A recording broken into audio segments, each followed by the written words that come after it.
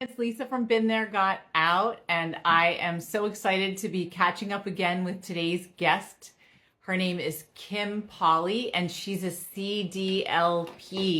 And I'm not going to tell you what a CDLP is, but she will. And here she is. Oh no, it's saying she's unable to join, but you Yeah, did it anyway. That's awesome. I don't understand Instagram. I don't care, but I'm thrilled that you're here. I feel And like if I say nothing else, I made it. I made it here. So everything else is upside. I know. So Kim, it's great. I often don't meet people in real life who I interview, but you and I have had the pleasure of having breakfast twice together. Yes. We were introduced by someone in the Midwest, and we just happened to live like half an hour away from each other. So it was really cool. It was So really, Kim's got really a cool. very, Yes. yeah, very interesting background, and you know that I love to tell our community that our content is driven by our clients, and we love free resources that people don't even know exist. So I feel I like a wanted to have superstar you. already. Yeah, I want to have you on here because most of the people watching this are in some kind of emotionally charged situation involving the legal system, involving families, and involving homes. And so they are making big changes and transitions, and they're terrified. And so you can be a comfort as well as source of tremendous information. So can you tell people who you are, what's a CDLP, and then we'll get into your process. Yeah, I feel so lucky that we met. It really was fortuitous because we do live close to each other and we're able to really get into how we could connect on many different levels. And I was an attorney. I guess technically I am an attorney, but that's not my role as a CDLP. It does give me a good background to know what questions my clients should ask of attorneys. But as a CDLP, it just means that I got an extra certificate and more knowledge in the specific area of divorce lending, which is part of a broader lending. But also, when people are going through a separation or divorce, there are very specific issues and emotions, obviously, that come up. And in order to be sensitive to those issues, you kind of have to have an understanding of the entire picture. Yeah. So you talk about a team approach, and I love that because Chris and I, my partner, often compare when someone's going through a situation like our clients, which are usually like a high conflict divorce or separation. They need, we think of them like the top of a table. We say you need as many legs as possible to keep you as stable as possible through the process. So one is their attorney, their divorce attorney. Another might be friends and family if they haven't been isolated from them. Another could be a therapist. And then there's us, the high conflict divorce coaches that help them in a bunch of other ways. But also there's financial people that should be involved, especially when there's a home. So talk about how you, again, your process and your approach and how the team idea fits into it. Yeah, I love that you describe it that way because that's exactly the way I view it. And that's exactly the way I was taught. So I'm part of a team, and that team involves, there's the emotional piece, of course, but then the team that I'm specifically involved in involves an attorney or mediator. It's usually someone who does both, and then a financial planner, and I'm a piece of the financial planning. So when you're setting up where you see your goals as the divorce comes to an end and you're planning the next phase of your life, part of that piece is, do you want to stay in your home? What is your goal? Do you want to rent a home? Do you want to buy another home? How does, and even just that decision, let's just stop right there and talk about just that goal involves, as you said, many pieces, right? You're talking about your children. Where do you want your children to be? Can you stay in your community? Can you afford to stay in your community? How does that look in terms of your friends and that emotional support? So even just talking about that one question of where do you want to live after the divorce, it involves so many layers. And that's what I mean as being part of a team. And in most marriages, the largest asset is the marital home financially. So now you're not only saying, okay, where do I want to live in terms of like keeping my children in their bedroom, but you're also talking about how do I see myself financially affording it, right? And Yeah. that involves an attorney, that involves a financial planner, and that involves me because I need to say, okay, can you qualify for that loan to stay in your home? You know, Kim, as you're talking about this, I'm thinking way back when I was still in my marriage and knew that it was getting more painful to stay than to leave. But the most daunting thing, besides whether the kids would be okay, was like, how I don't want to leave this home. Like, I don't want to leave this community and all of the stability and routine for the kids. Like, everything would change. I didn't even know there was someone that I could talk Right. to work through these questions, but that was like, I don't want to leave the community. And that kept me in the marriage longer because I didn't think of any options. Well, it's amazing. The financial planners that I work with are mostly female. The people that I shouldn't say mostly, but the people that I've been working with are women. Their specialty is divorce, financial planning, and they bring me into the conversation with people, with these men or women that are divorcing. And my first question is, what is your goal? That's my first question. Once we figure out their goal, then I say, okay, I'm going to give you as many scenarios as I can, as many options. And I go through what information I need. They might not know that at the time. They might need to figure that out. And then I can say, okay, this is how you get there. And we need to go back for a second. And I don't know if I said this, but a lot of mortgage brokers don't want to get involved in the beginning because there's an automatic temporary restraining order put into effect. And so, as you said in the beginning, this is free. I'm not charging someone for consulting with me. Okay, wait, Kim, you said restraining order? And when you say that, I think violent. Okay, sorry. In my context. So let's go back to that. What I'm saying is that once you let the court know that you're going to be going through a divorce, obviously the court's not just going to say, okay, Mr. Smith, go ahead, sell the family home, right? You haven't negotiated anything yet. You don't have a settlement agreement. So in the meantime, while you're figuring all that out, the court doesn't want anyone selling anything out from under each other. That's all I'm saying. Okay, so So we call that something like automatic orders, like a freeze. Like nobody's allowed to sell a home, get plastic surgery, buy a car, but you can do your day-to-day grocery stuff. You got it. Okay. Exactly. Thank you for clarifying that. Yes. So mortgage brokers tend to say, rightfully so, well, look, you can't do anything. You can't sell the house right now. You can't buy a house right now, without consent. You can't do anything. So I'm not going to get involved till everything's done.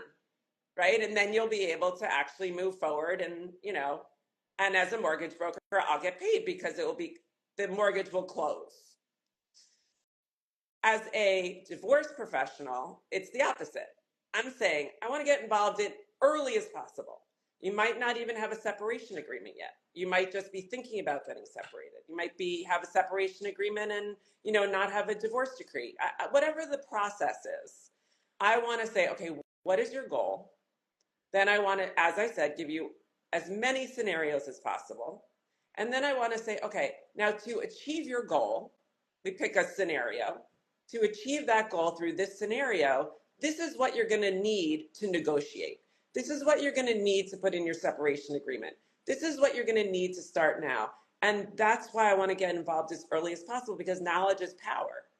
Right. And if you understand what do you charge, and Kim, again, what do you charge to get involved as early as possible? So we don't charge anything. We're not even allowed to charge anything. Say that again? You don't charge anything? So here I am, back in 20 whatever years ago. Well, no, wait, it wasn't 20 years ago. That was the marriage. But like 10 years ago, when I was terrified and confused and thinking I can't leave, I could have met someone like you, and you would have basically not as a therapist, but as a lending professional, you could have coached me a little bit or given me some ideas. Plus, you have a background as an attorney. Without my Right. having So, to pay you, like you could have provided me that but clarity. honestly, any mortgage broker, no mortgage broker can charge you. They are paid at closing. So it's not unique to me. But a lot of mortgage brokers who do not specialize in divorce just don't want to speak to you. It's not Mm, that they would charge you, they just don't want to speak to you. So if you're wow. going to someone like me who is a CDLP and who focuses on this, they want to get involved early because they want you to eventually reach your goal, right? So my focus is most of my clients have a long runway. You know, by the time they close their loan, it might be a year later, it might be 2 years later because they're going through a Right. divorce, right? So my goal is not, okay, wham bam, 6 months later, 2 months later, we're going to close this loan. That's just not the way this works. So I want my clients to be in a best position to reach their goal at the end. That it's just amazing though, because like you said, a lot of people don't want to get involved early on, and our clients are all dealing with domestic violence issues. So when you say, what is your goal to someone like one of our people, a lot of times they have no idea what their goal is because they can't even make a decision because the power and authority has been given to someone else for whatever reason during the relationship that it's really, really hard to think straight. Right. So I think it's excellent to know that there's resources like you out there, CDLP, Certified Divorce Lending Professional, right? Exactly. To Exactly. And in help, order, sorry, go no, I ahead. was going to say to help at the beginning of the process to even get some ideas of what might be possible and not be expected to come in knowing what they want. You help Exactly. people work through coming up with a reasonable goal based on whatever the situation is, and people don't even have to pay you. Yeah, I mean, it might take a series of discussions over a series of months to come up with that goal, you Right. know? Yeah. But I mean, there are a lot of options. And I laid a few of them out, which is staying in the home, which is selling the home, which is renting out the home. But the other option is to stay in the home and then take a mortgage out on that home and give the other spouse cash out of the Mhm. house. So there's a million ways to do it, but there's also a million ways to create income to qualify. Really? So, for example, if you are relying on spousal support in order to qualify for a loan, there are a lot of things you want to know very early on. For like, if you have a mortgage of, let's say, $100,000, and you're going to be taking over that mortgage and you're going to be relying on spousal support. Well, how much spousal support do you need to qualify for that mortgage? Right? So if you know that going into your separation agreement, and I'm speaking to your attorney or giving you the information and then you're speaking to their attorney, you have that piece of the puzzle and you have a starting off point, you have more information, and that's what's important. You also need to have that alimony or spousal support for a period of 6 months. It needs to go into your account. It needs to be the same amount of money every month. And it needs to continue for 3 years. And it needs to not be voluntary. It needs to be pursuant to a court order. So all of these things and all this information, if you have it very early on, as I keep saying, will get you to your goal eventually. Yeah, it's making me think about the importance of what we always say with our clients of creating a very solid, strong foundation to a case. So you want to make sure things are done properly at the beginning, so it makes things easier moving forward because our world is high conflict and often our clients end up back in court. So when things are done properly, it makes it easier for a judge to make a decision because everything is written without, we say, gray language, like very clear. So Exactly. And exactly to your point is that people are struggling and going through all of these emotions. That's hard enough, right? So you want people around you to make everything else easier. right. So when I'm part of a team, I might think, okay, I have great qualified income. I know I got this. I can get this person a loan. The financial planner might say to me, what are you talking about? You're coming up with a taxable event for this person. You know, that's their role. They tell me that. We keep each other in check, Hmm. right? So I'm a piece of a puzzle. I'm not going to give the legal advice. I'm not going to give the tax advice. But as a team, we can streamline everything to make things as easy as possible. Right. Now, what's the difference? What's like a certified divorce lending professional? Why did you think it was important, like, other than just being intuitively a sensitive person? Like, Yeah.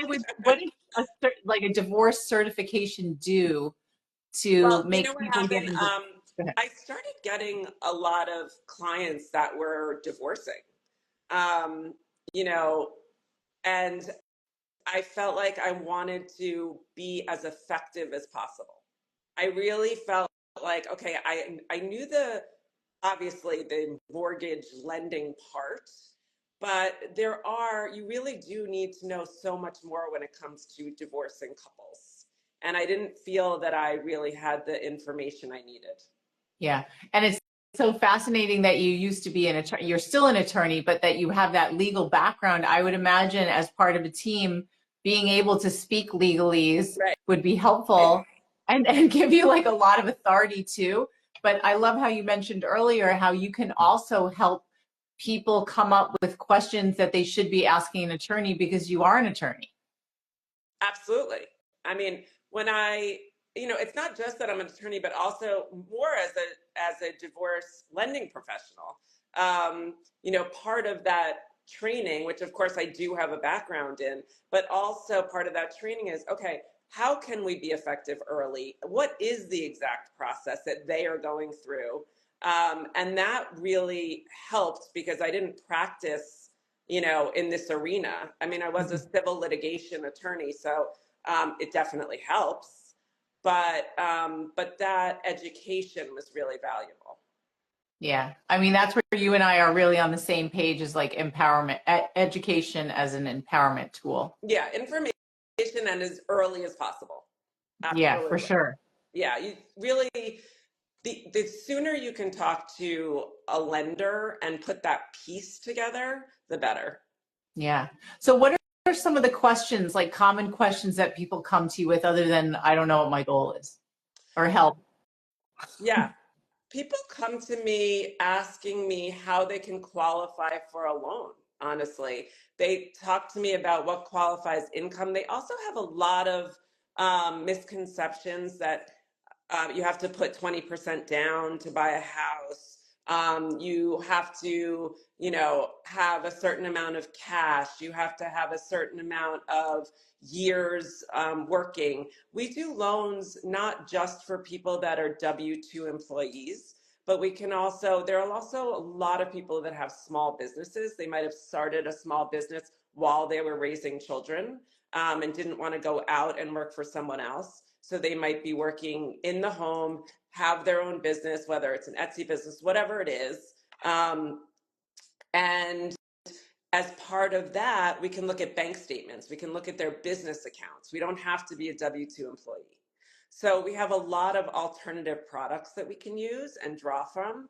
We can also use an IRA account. They might, as part of the divorce, get half of an IRA account, or they might have some sort of savings. We can turn that into income.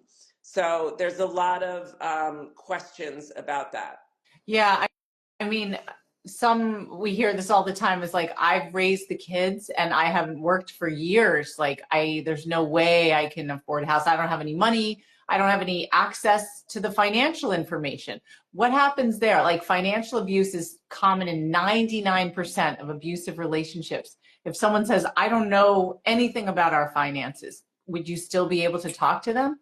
I would absolutely be able to talk to them, and I would advise them to speak to their attorney, Yeah. honestly, because my role is, once they have that financial information, what can we do? Yeah. It's also, these are the different scenarios. So this is the information you want to have. So it's not that I wouldn't talk to them and give them information, but I definitely would not say, okay, this is how you need to proceed in that arena. I would definitely tell them to talk to their attorney. Yeah, yeah. Well, that's good. Okay, and then any mistakes that you see people frequently make that should be like red flags or warning signs relating to anything involving this? Ooh, that's a really good question. I Let me just think thought of about it, Kim. that one. Yeah. I know. I think Okay, there like for are probably example, so many. My mind is like whirling. yeah, I hate to say this again and again and again, but I think making moves, selling things, buying things, property, without speaking to someone who understands the implications, including their attorney, including their financial planner, including someone like me, is a big problem. Going along just with what their spouse or ex-spouse is especially advising them, or their our sister, or their clients, brother. spouses. You don't want to go along with what they're telling you to do. No, definitely not. Or anybody who obviously has your best interests at heart, your family, people you love. Unless they've been seeing the same scenarios over and over and understand the implications, you really shouldn't be making moves like that, especially if you're in a vulnerable place. You're reminding me of the term that we've heard before called bar-stool counsel. Have you heard that? Oh, I like that. Yeah, No. bar-stool counsel. So it's like you don't want to get advice from almost like someone sitting at a bar is Right. like, oh, that sounds like my situation. This is what I did. This is what you should do, right? Not a good Right. idea to talk to bar-stool counsel. And I'm sure we've all been guilty about that. But when it comes to buying or selling your house, do that in terms of like, what lipstick are you wearing? Right, right, What's a great right. restaurant? Yeah. Yeah, but Yeah. it's funny that you emphasize the importance of talking to professionals before selling anything or before signing things. Because there's an attorney that I saw this morning who was talking about like, when do you think it's a good idea to talk to an attorney, before or after you sign a contract? Exactly. Exactly. That's what we always said in law school too. It's so funny you say that because, it's like it will save you so much money. Just that one little conversation with an attorney before you do anything. Same thing with a mortgage professional, Yeah. that one conversation. And for me, it costs nothing. So, Well, that's what I have was the about to conversation with say. me. People are like, I don't want to spend $800 Right. asking an attorney to look at something, but for you, you're free. Right. And you are an attorney, even though that's not the role you play here. Right. But to still have that kind of brain, that Right. logical When it brain comes to that's like, the ooh, we can, house, yeah, yeah, definitely. Anything else, I'll send them on to their attorney, and I think it's so valuable. Yes. yeah, great. Okay, so just to reiterate one more time Yeah. to get it into people's heads, how much do you cost? So I do not charge. The only time that I am compensated is when and if a loan closes. Um, Everything leading up to that, to having conversations with me about their goals, their housing needs. I do not charge for that. Amazing. Okay, so how can people find you? So I'm on Instagram, Kimberly Pauley _mortgage lender. Mm-hmm. And I believe you have my email, which is kpauley@elions.com. Okay. I work for a bank called Lions Mortgage Services in New York. Okay. Oh, and I forgot to say, are you geographically limited? Yes, we are. I am New York, Connecticut. We are New York, Connecticut, Pennsylvania, New Jersey, and I might have forgotten a state. Okay. Yeah. So let's say someone wants to find someone like you if they don't live here. They can reach Where would they out look? to me and I can refer them. Okay, Yeah. great. All right. There's Well, also the CDLP association, and I can send you the website okay. so people can actually go on the site and find someone locally as well. Okay, great. All right. Well, thank you so much, Kim. This was really helpful. Thank you. Thank So you exciting for to see you having me. again. My You too. pleasure. All right. We'll talk soon. Okay. Bye. Bye.